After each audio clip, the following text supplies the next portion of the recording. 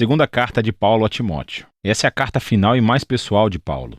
Ele a escreveu enquanto estava, uma vez mais, aprisionado, e ela é dirigida ao seu querido colega de trabalho e protegido, o jovem Timóteo. Não sabemos exatamente quanto tempo se passou desde que ele escreveu a primeira carta a Timóteo, mas podemos perceber que a situação de Paulo mudou e para pior.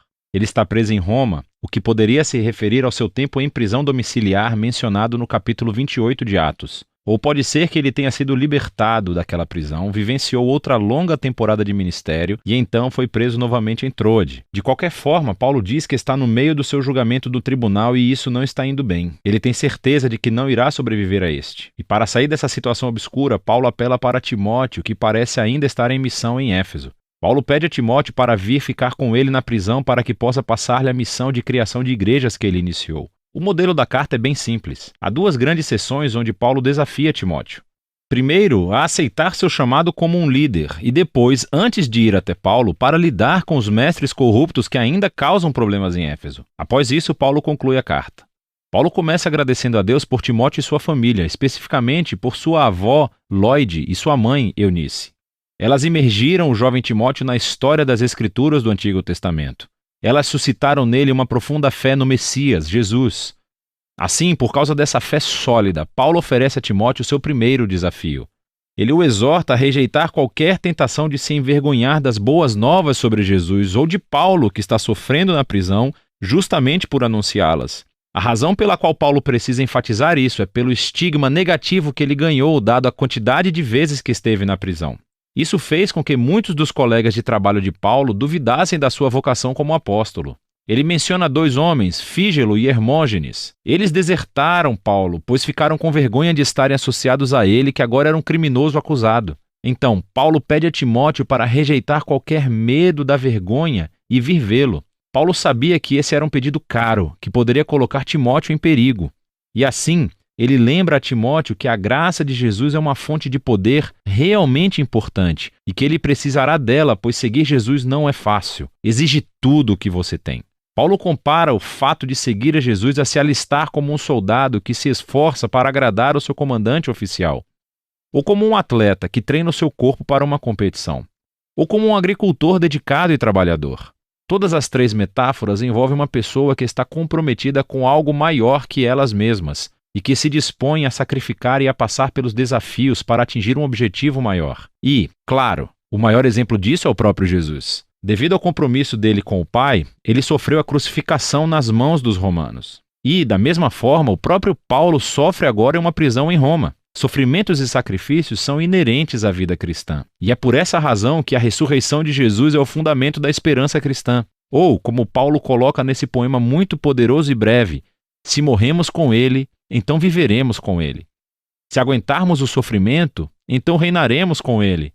Se o negarmos, ele nos negará. Se formos infiéis, ele permanece fiel, pois ele é incapaz de negar a sua própria natureza. O amor de Deus pelo nosso mundo gerou uma nova esperança pela morte e ressurreição de Jesus. E assim, para aqueles que correrão o risco de confiar e seguir Jesus, Deus promete a vida e a vindicação. Para aqueles que o negam, Deus honrará essa decisão e fará o mesmo. Mas a infidelidade do povo nunca levará Deus a abandonar a sua fidelidade. E assim, Paulo convida Timóteo a ser fiel, sabendo que isso pode ter um preço. Paulo segue para a segunda metade da carta, convidando Timóteo a confrontar os mestres corruptos em Éfeso, antes que ele venha a Roma. Aquilo que eles ensinam está se espalhando pela igreja de Éfeso como um câncer. Eles atacaram e corromperam um número de mulheres influentes da igreja. Provavelmente, essas mulheres são aquelas ricas com as quais Paulo teve que lidar na sua primeira carta a Timóteo. Ele não fornece muitos detalhes sobre a má teologia dos mestres. Timóteo já sabe disso, mas ele nos dá uma dica. Ele diz: eles pregam que a ressurreição já aconteceu. Agora, não sabemos se os mestres estão seguindo uma negação filosófica grega de toda a ideia de ressurreição corporal e acreditam que isso é realmente apenas uma experiência espiritual, ou se eles simplesmente distorceram os ensinos de Paulo sobre a ressurreição da vida, que começa agora através do poder do Espírito. De qualquer forma, o problema é que eles abandonaram a futura esperança vigorosa da ressurreição e da nova criação. Em vez disso, eles abraçaram um cristianismo privado hiperespiritualizado que está desconectado da vida diária. E assim, Paulo convida Timóteo a levantar líderes fiéis, os quais ensinarão as verdadeiras boas novas de Jesus. Eles devem evitar os argumentos sem sentido que resultam dos debates dos mestres. Em contraste, Timóteo e sua equipe de liderança devem manter importante aquilo que é importante. Eles devem se concentrar na história central e na mensagem das Escrituras, que nos dias de Paulo significava primeiramente o Antigo Testamento. Paulo diz que essas Escrituras podem lhe dar a sabedoria que conduz à salvação por meio da fé no Messias Jesus. Ele está dizendo que o objetivo das Escrituras é contar-lhe uma história unificada que o leva a Jesus e que tem sabedoria a oferecer ao mundo todo. Então Paulo fala sobre a natureza e sobre o propósito das Escrituras. Ele diz que todas as Escrituras são inspiradas divinamente, literalmente pelo Espírito de Deus. É uma referência ao papel do Espírito em guiar o autor bíblico para que aquilo que ele escreve seja o que Deus deseja que o seu povo ouça. E Deus fala ao seu povo nas Escrituras sobre um propósito muito prático. Ele diz que elas são úteis para o ensino, dizendo-me coisas que eu não sabia antes. Elas são úteis para o desafio, provocando-me sobre as coisas que eu digo que acredito, mas com as quais eu não vivo consistentemente. Elas são úteis para corrigir-me, para expor as minhas formas confusas de pensar e me comportar. E elas são úteis para me treinar na integridade, mostrando-me uma nova forma de ser verdadeiramente humano. E tudo isso é para que o povo de Deus esteja preparado para fazer o bem. Paulo encerra a carta lembrando Timóteo que ele provavelmente não sairá vivo da prisão. Então ele pede a Timóteo para vir o mais breve possível, antes do inverno. Ele não quer congelar em sua cela e precisará do seu casaco de inverno que deixou para trás. E também, Timóteo poderia trazer aqueles documentos pessoais que ele deixou em Troade quando foi preso. Ele também menciona Alexandre, que é um homem especialmente perigoso a quem Timóteo deve evitar. Provavelmente ele é o responsável pelo aprisionamento recente de Paulo. Paulo conclui mencionando como quase todos o abandonaram na prisão.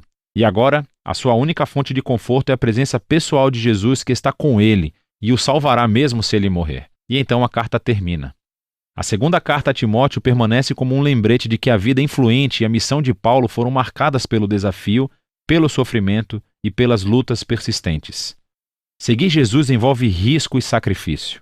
Significa viver a sua vida com tensão e desconforto. E essas coisas não são um sinal da ausência de Jesus. Pelo contrário, como Paulo descobriu com gerações de cristãos após ele, que, exatamente naqueles momentos sombrios e difíceis, o amor e a fidelidade de Jesus podem se tornar mais tangíveis e reais. E é disso que se trata 2 Timóteo, a última carta de Paulo.